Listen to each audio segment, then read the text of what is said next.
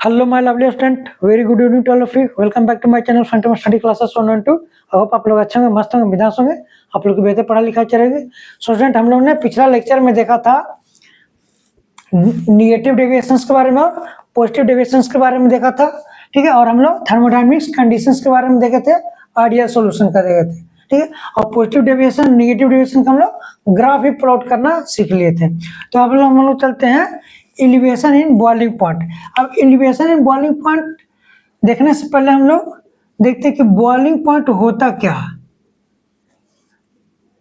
ठीक है। तो जो आपको बॉइलिंग पॉइंट है, ये है बेसिकली जो कंटेनर का वेपर प्रेशर होता है, कंटेनर का जो वेपर प्रेशर का जो टेम्परेचर होता है वो एग्जैक्टली इक्वल हो जाता है एटमॉस्फेरिक प्रेशर का।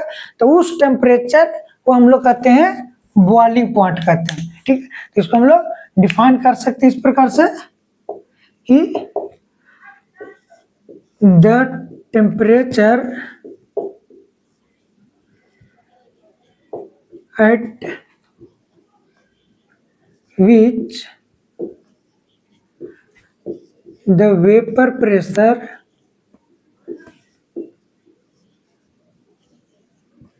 and atmospheric pressure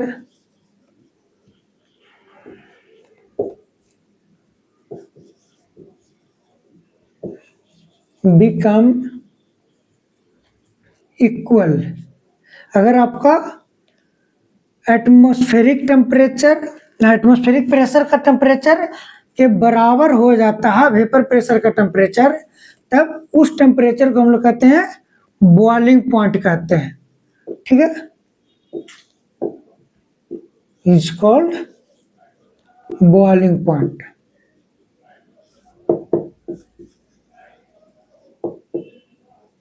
क्लियर है, ठीक है। अगर आपका वेपर प्रेशर का टेम्परेचर बढ़ाना है, ठीक है, सॉल्यूशन के वेपर प्रेशर का टेम्परेचर अगर बढ़ाना है हमको, तब देखिए हम लोग किस प्रकार से उसको एनालाइज करते हैं कि जैसे हमारा कोई एक कंटेनर हो गया, ठीक है, और इस कंटेनर में हमारा सिर्फ प्योर सॉल्वेंट है।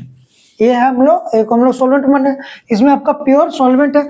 अब इसका जो वेपर प्रेशर होगा ये आपका पी नॉट ए होगा, जो आपका प्योर वेपर प्रेशर पे आता है, ठीक है। अब इसका अगर हम लोग बात करें बॉइलिंग पॉइंट का, ठीक है, तो इसको हम लोग बॉइलिंग पॉइंट मान लेते हैं। Let's suppose T B naught मान लेते हैं। इसका जो बॉइलिंग पॉइंट है वो आपका टी बी नॉट है। क्लियर है, ये जो आपका टी बी नॉट हो गया, ये हो गया आपका बॉइलिंग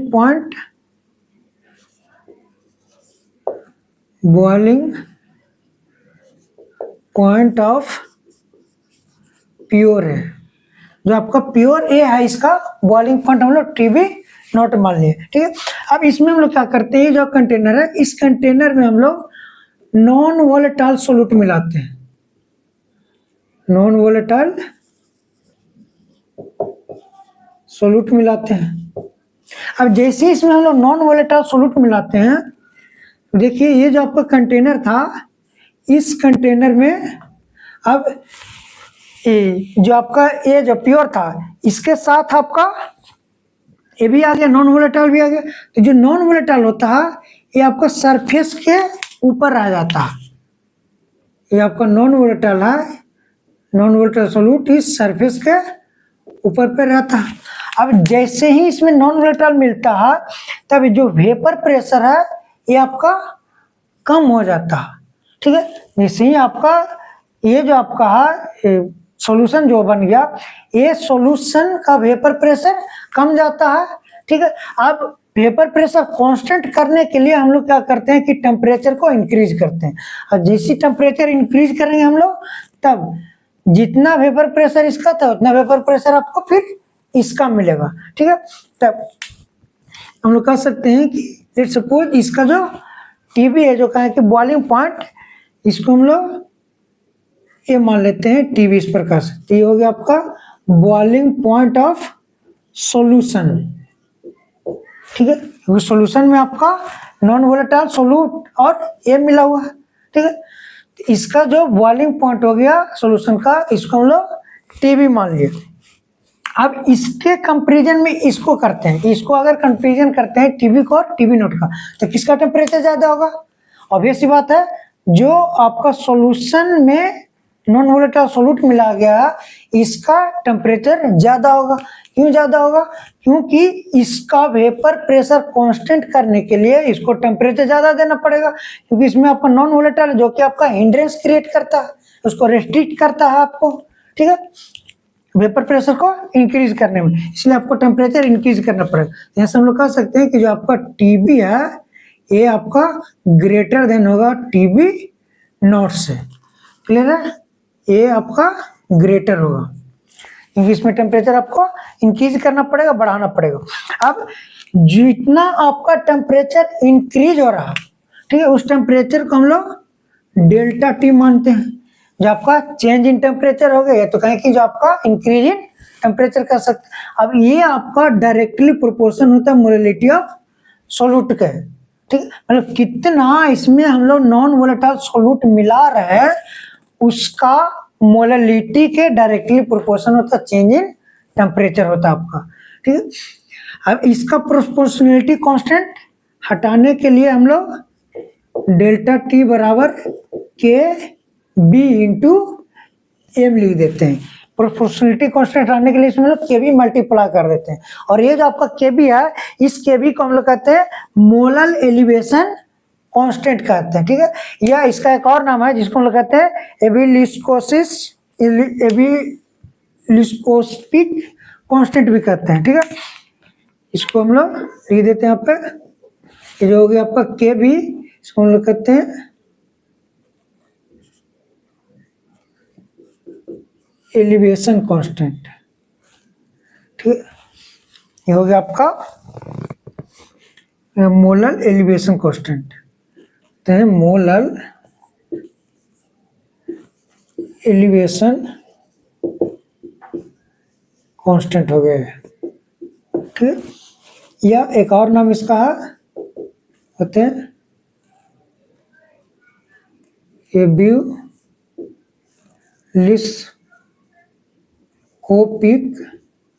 कांस्टेंट, ठीक है। देखिए कहीं कहीं पे आपका एबी लिखा हुआ रहता है, एबिलिस्कोपिक कांस्टेंट लिखा हुआ रहता है।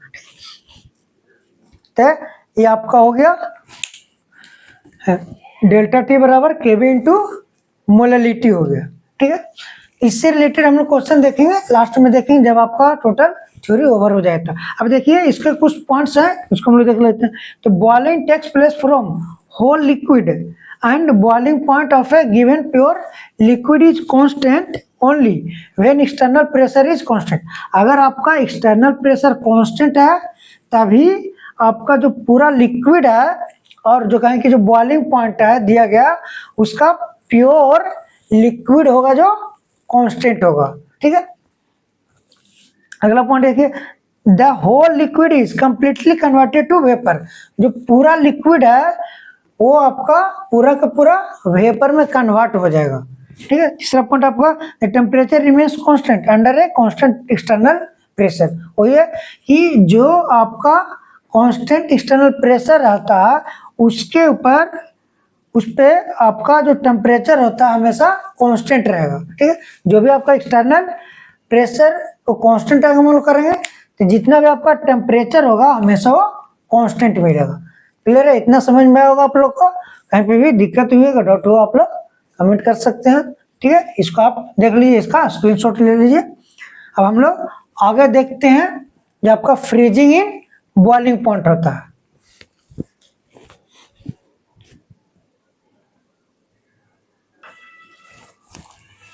अब देखिए हम लोग देखते हैं depression in freezing point.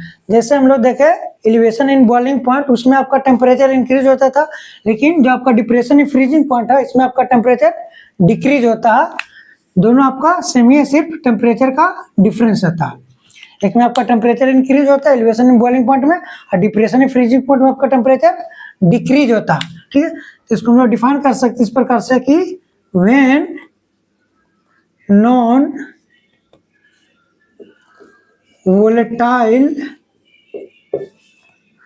solute is added to pure solvent the freezing decreases। आपका फ्रीजिंग जो होता है वो डिक्रीज करता है। दिस इज कॉल्ड डिप्रेशन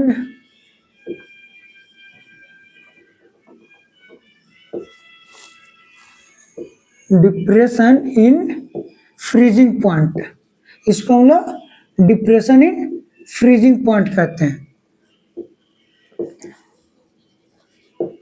ठीक है, इसमें आपका जो टेम्परेचर होता है वो डिक्रीज हो जाता, कम जाता, घट जाता। देखिए जो आपका टीएफ होता है ये आपका फ्रीजिंग पॉइंट ऑफ सॉल्यूशन होता है। ठीक है, ये आपका फ्रीजिंग पॉइंट ऑफ सॉल्यूशन हो गया। Freezing point of solution. ठीक है, और आपका जो टीएफ नॉट है ये आपका freezing point of pure solvent है। आपका freezing point of pure solvent. Pure solvent का फ्रीजिंग पॉइंट जिसको हम लोग टीएफ नॉट कहें। ठीक है, अब इसका जो टेम्परेचर डिफरेंस होगा ये कहें कि जो चेंज इन टेम्परेचर होगा डेल्टा टीएफ होगा। जो आपका चेंज इन फ्रीजिंग टेम्परेचर का है ये आपका होता है टीएफ नॉट माइनस टीएफ होता है, और ये जो वैल्यू आपका होता है वो लेस होता है, ये आपका कम होता है, घट जाता है। समझे, डेल्टा टीएफ बराबर आपको हो गया टीएफ नॉट माइनस आपका टीएफ होता है। क्लियर। अब ये जो आपका डेल्टा टीएफ है ये डायरेक्टली प्रोपोर्शन होता है मोलैलिटी ऑफ सॉल्यूशन। जो आपका सॉल्यूशन बनता है उस सॉल्यूशन के मोलैलिटी के डायरेक्टली प्रोपोर्शन होता है आपका डेल्टा टीएफ। ठीक है, अब इसका जो प्रोपोर्शनलिटी कांस्टेंट है इसको हटाने के लिए हम लोग डेल्टा टीएफ इक्वल टू के एफ एक कांस्टेंट मल्टीप्लाई कर देते हैं मोलैलिटी में, तो आपका हो जाता है के एफ इंटू एम हो जाता है। ठीक है, तो ये आपका एक फॉर्मूला हो जाता है। जो आपका के एफ है इसको हम लोग कहते हैं मोलल डिप्रेशन कांस्टेंट कहते हैं। वहां पर जो आपका के भी था उसको हम लोग कर रहे थे मोलल एलिवेशन कांस्टेंट, उसी प्रकार से इसको हम लोग कहते हैं मोलल डिप्रेशन कांस्टेंट होता है। मोलल डिप्रेशन कांस्टेंट होता है। ठीक है, या इसको हम लोग क्रायोस्कोपिक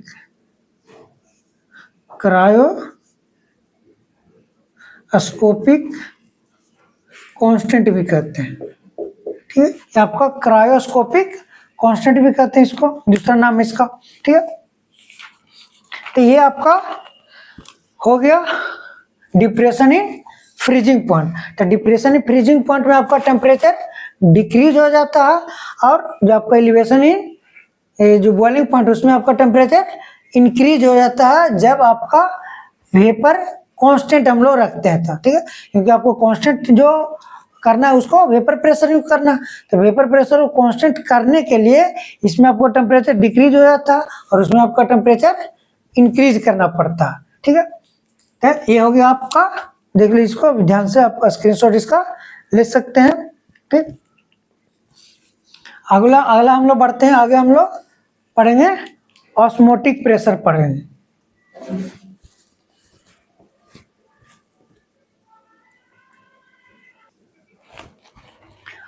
अब हम लोग देखते हैं ऑस्मोटिक प्रेशर के बारे में। इसको हम लोग पाई से रिप्रेजेंट करते हैं कि जो आपका ऑस्मोटिक प्रेशर है इसके लिए हमको सेमी परमेबल मेम्ब्रेन की जरूरत पड़ता है। ठीक है, तो पहले हम लोग सेमी परमेबल मेम्ब्रेन देखते हैं कि आपका सेमी परमेबल होता क्या।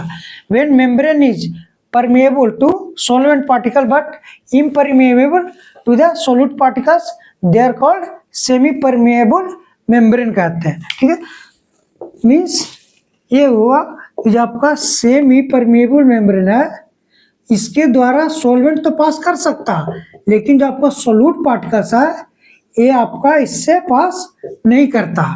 ठीक है, मतलब solvent can pass through but solute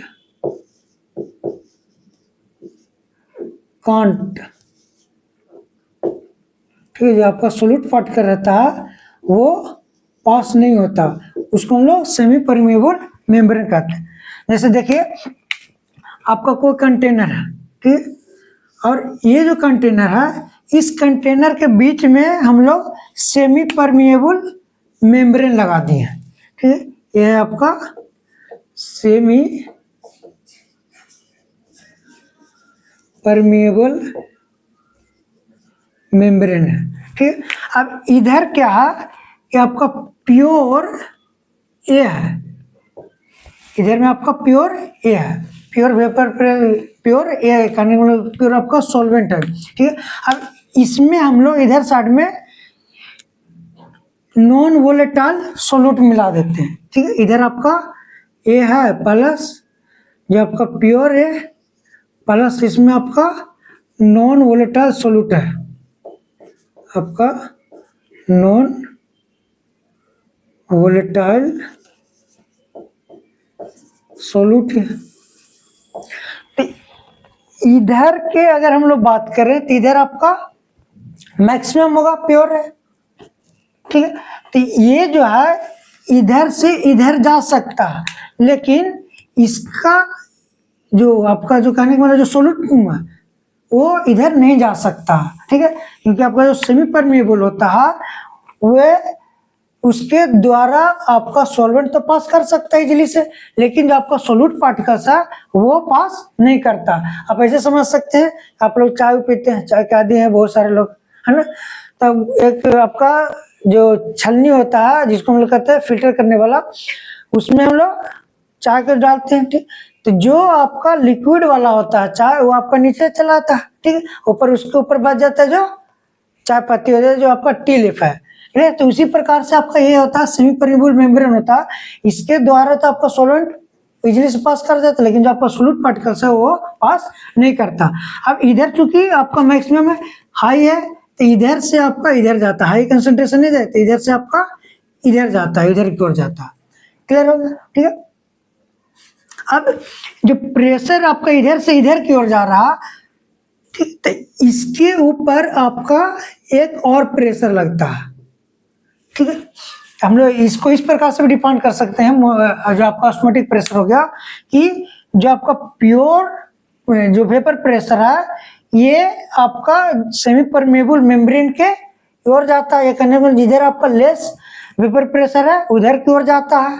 ठीक है, तो इस प्रोसेस को हम लोग ऑस्मोटिक प्रेशर कहते हैं। ये हम लोग कह सकते हैं कि ऊपर से हम लोग साइड अपवर्ड जो आपका प्रेशर लग रहा यहाँ पर कह दे ये आपका अपवर्ड प्रेशर है, ये जो आपका वेपर प्रेशर है। ठीक है, तो ये जब इसके ऊपर लग रहा है तो इसको अगर हम लोग न्यूट्रलाइज करने की बात करें, ठीक है, तो इसका एक अपोजिट प्रेशर लगेगा। इधर से आपका जो प्रेशर लग रहा है इस प्रेशर को इसको अपोज करेगा। मान लीजिए इधर से कोई आपका प्रेशर आ रहा है, इधर से आपको प्रेशर जा रहा है, तो इसको एक दूसरा क्या करेगा, कैंसिल आउट करेगा।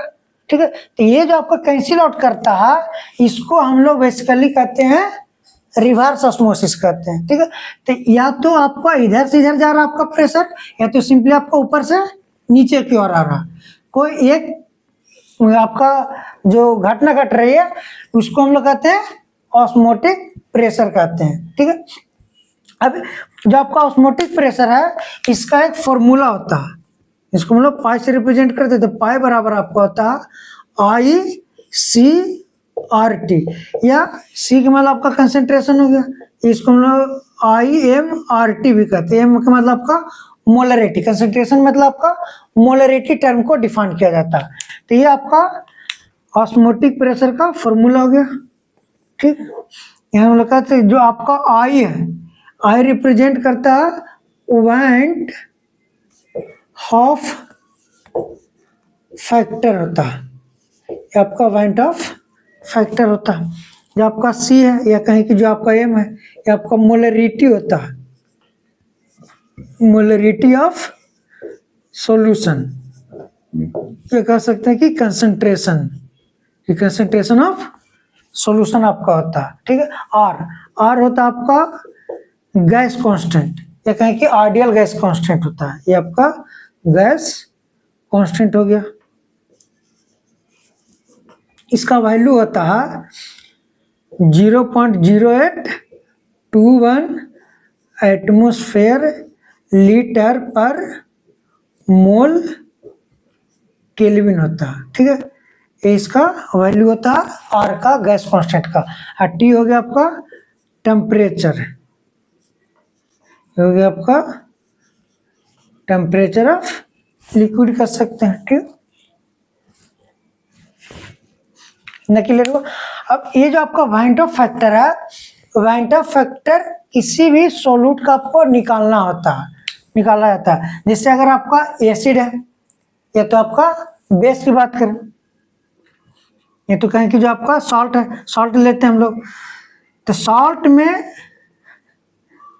देखिए NaCl, अगर इसका वेंट ऑफ फैक्टर निकालना है, ठीक, तो इसका जो वेंट ऑफ फैक्टर होता है, पहले ये आपका आयंस में टूटते हैं, तो आयंस में टूटेगा तो आपका Na प्लस आपका Cl माइनस होगा।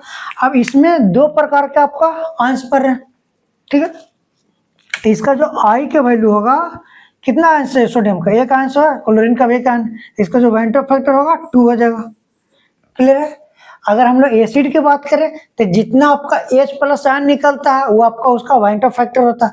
अगर बेस की बात करें तो जितना आपका OH माइनस आयन निकलता है वो आपका वेंट ऑफ फैक्टर हो जाता है। ठीक है, जैसे देखिए हम लोग देखते हैं कि जो आपका H2SO4, इसको जब हम लोग आयनाइज करेंगे तो इसमें 2H प्लस आपका SO4 माइनस 2 होता है, तो इसका जो वेंट ऑफ फैक्टर हो जाएगा I बराबर 2 हो जाएगा। अगर हम लोग बेस की बात करें तो NaOH, अब ये जब आपका आयंस में बनेंगे Na प्लस आपका OH माइनस, तो जितना आपका OH माइनस आयन निकलता है उसका वेंट ऑफ फैक्टर हो जाता है, तो यहाँ पर I का वैल्यू हो जाएगा 1 होगा। ठीक है, आई होप आप लोग को क्लियर हुआ होगा, समझ में आया होगा आप लोगों को बेहतर तरीके से। अगर कहीं पे भी डाउट हो, कहीं पे भी दिक्कत हो, आप लोग कमेंट कर सकते हैं। इसको देख लीजिए आप लोग ध्यान से। अगला जो है टॉपिक तो लास्ट आपका ऑस्मोसिस है, उसको हम लोग देखते हैं अभी।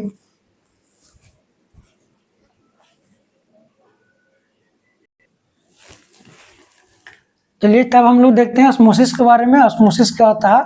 जब आपका ऑस्मोसिस होता है ये सोलवेंट मॉलिक्यूल्स का मूवमेंट होता है सेमी परमेबल मेम्ब्रेन द्वारा, जो कि आपका लेस कंसंट्रेशन सॉल्यूशन से आपका मोर कंसंट्रेशन सॉल्यूशन की ओर जाता है। यही आपका ऑस्मोसिस प्रोसेस होता है। जैसे अभी हम लोग देखे ये जो कंटेनर था, इस कंटेनर में हम लोग सेमी परमेबल मेम्ब्रेन लिए थे, आपका सेमी परमेबल मेम्ब्रेन था। ठीक, अब इधर जो था आपका ये प्योर ए था, इधर में आपका ए प्लस, इसमें आपको वो नॉन वोलेटाइल सोल्यूट था।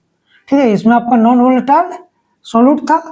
अब इधर की ओर जो आपका कंसंट्रेशन है ये आपका कम होगा एज कम्पेयर टू दी, क्योंकि इधर आपका प्योर है ना कंसंट्रेशन, तो ये आपका इधर से इधर की ओर जाएगा। ठीक है, जिधर आपका लेस कंसंट्रेशन है तो लेस कंसंट्रेशन से आपका मोर कंसंट्रेशन की ओर जाएगा, तो इधर आपका मोर कंसंट्रेशन हो गया, जिधर आपका सोल्यूट हो गया, इधर आपका लेस कंसंट्रेशन हो गया, तो इधर से आपका इधर की ओर जाएगा।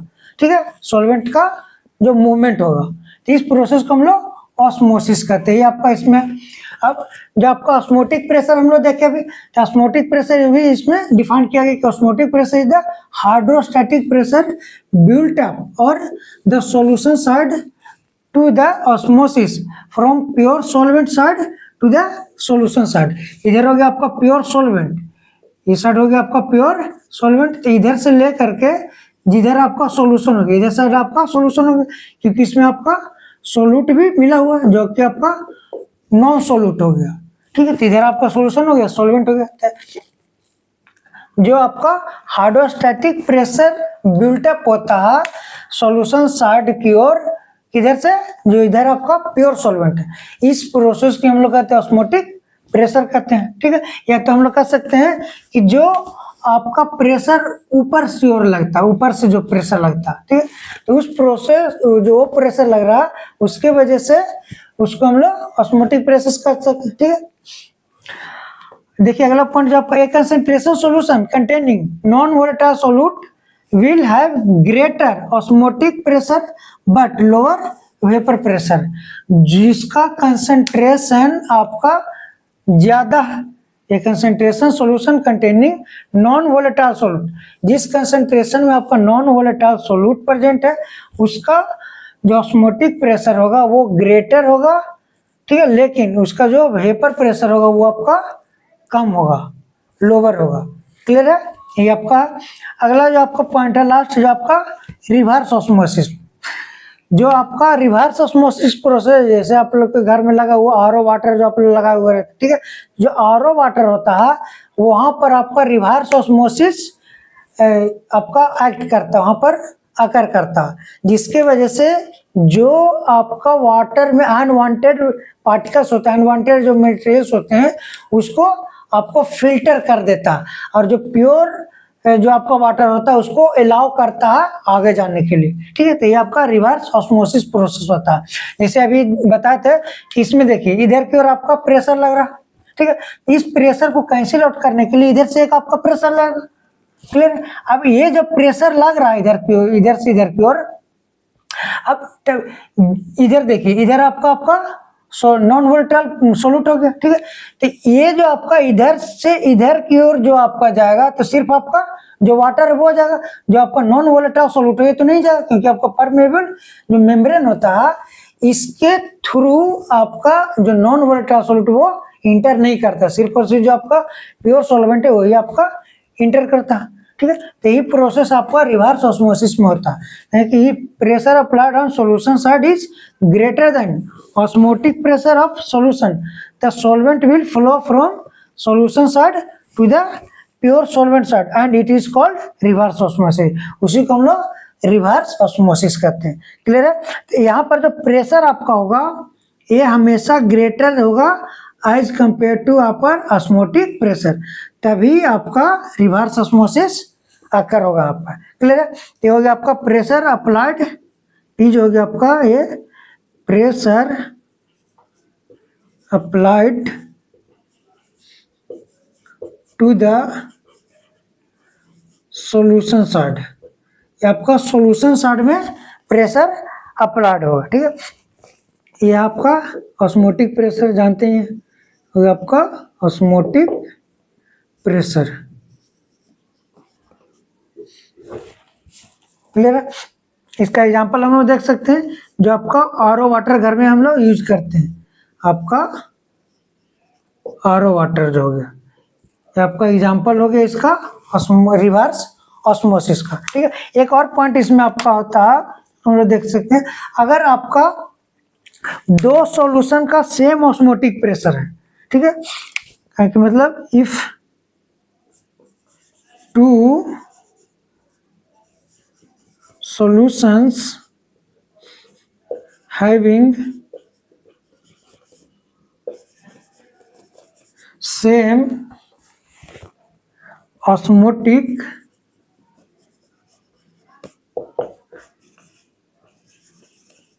pressure known as जिसको हम लोग आइसोटोनिक प्रेशर कहते हैं। ठीक है, उसको हम लोग नोन एज आइसोटोनिक सॉल्यूशन कहते हैं, उसको आइसोटोनिक सॉल्यूशन कहते हैं, आपका आइसोटोनिक सॉल्यूशन होगा। देखिए इस प्रकार से आपका ये आपका दो सॉल्यूशन है, ठीक है, इसका ऑस्मोटिक प्रेशर पाई 1 हो गया, इसका ऑस्मोटिक प्रेशर आपका पाई 2 है। ठीक है, तो ये जो आपका पाई 1 और पाई 2 है हमेशा सेम होगा।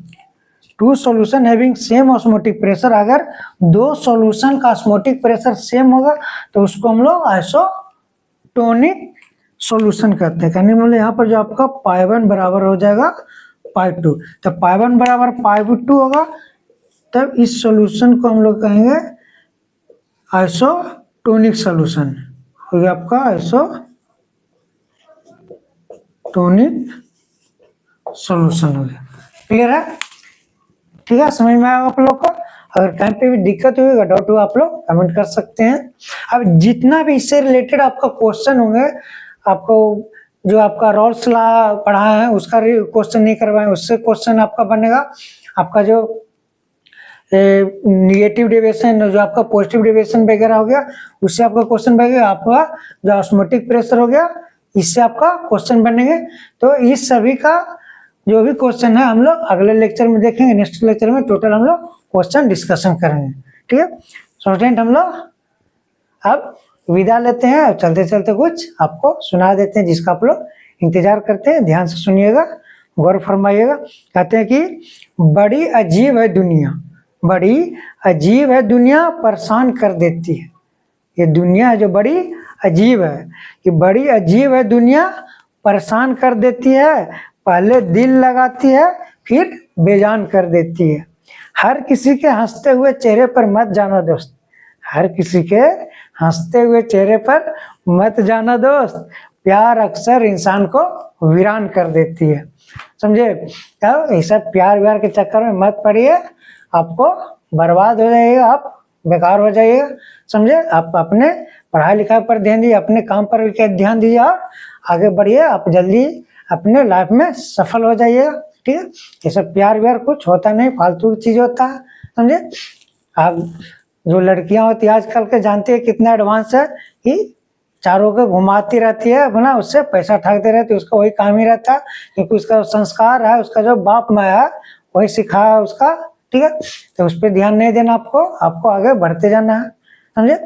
तो ऐसी लड़कियों से दूर रहें, आपका फ्यूचर बेहतर होगा। ठीक है, क्योंकि उसका जो माँ रहती है वही खुद रहती है धंधे वाली, तो उसका बेटी भी वैसे ही धंधे वाली निकलती है। समझे? तो ऐसी लड़कियों से आप दूर रहिए, मस्त रहिए, आप मस्त रहिए, बिंदास रहेगा, अपने आगे बढ़ते रहेगा, फ्यूचर आपका बेहतर होगा। स्टूडेंट, हम लोग मिलते हैं नेक्स्ट लेक्चर, तब तक के लिए stay safe, focus on study. Thanks for watching, good night.